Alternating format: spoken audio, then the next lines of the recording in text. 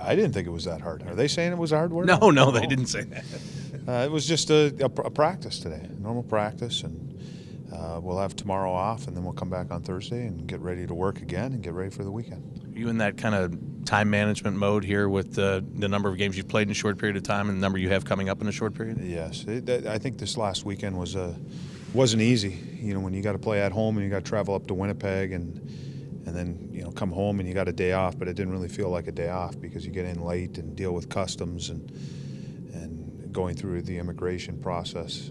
You know, you get home late and then you sleep in, and it doesn't feel like a normal day, and then you play the game. So it's nice to have these 3 days here where we can, as a coach, you can try to manage it so you're getting the workout on the ice, but hopefully the players are getting the rest. Yeah, I wanted to ask you, last night you made that change on the power play where you took Ryan Murray off of there and you put Jack Johnson out there with Wiz, and obviously it paid dividends. Just what was the thinking behind that, and why'd you make that switch? You're asking the wrong guy. Yeah.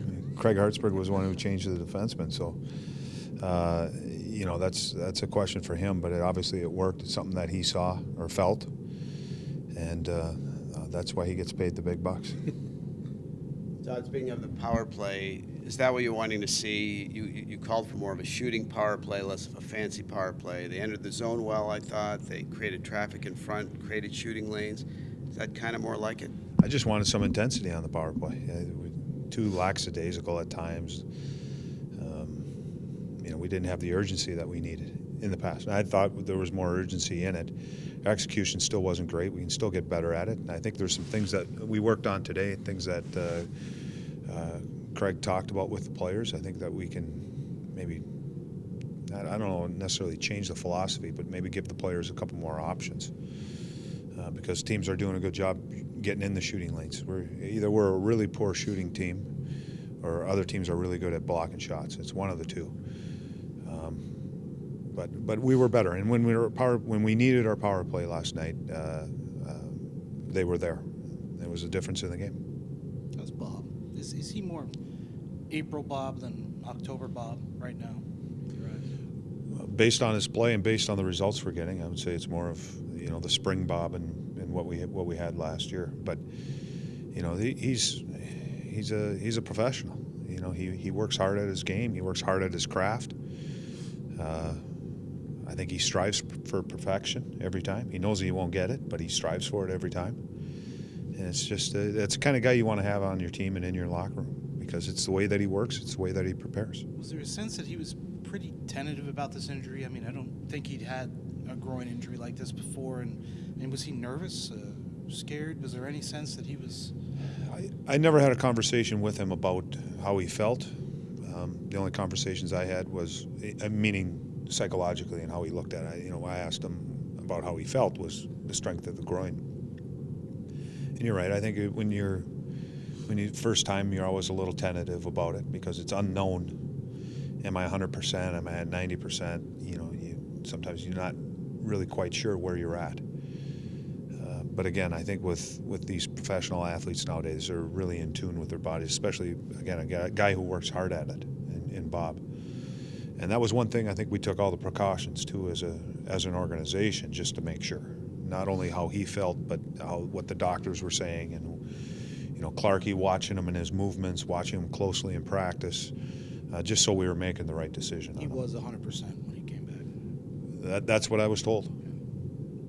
And you know, at this stage of the season, I don't think you're risking it anyways unless he's 100%. You know, if it's March and April and there's, you know, a lot of importance in the games, you know, that's when you might press the issue a little bit, but you still aren't putting the player at risk. Not that Bob's a guy that takes anything for granted, but the fact that Curtis came in and played so well in his absence, does that help to, you know, just push that sense of competition between the two for playing time a little bit? All the competition is good. You know, goalies can drive each other. I think one thing that has helped us on the power play, at least last game, was we were putting more players out on the ice. It wasn't the same 10 or 11 players. You know, we added a third group, and you know, Mark, I switched.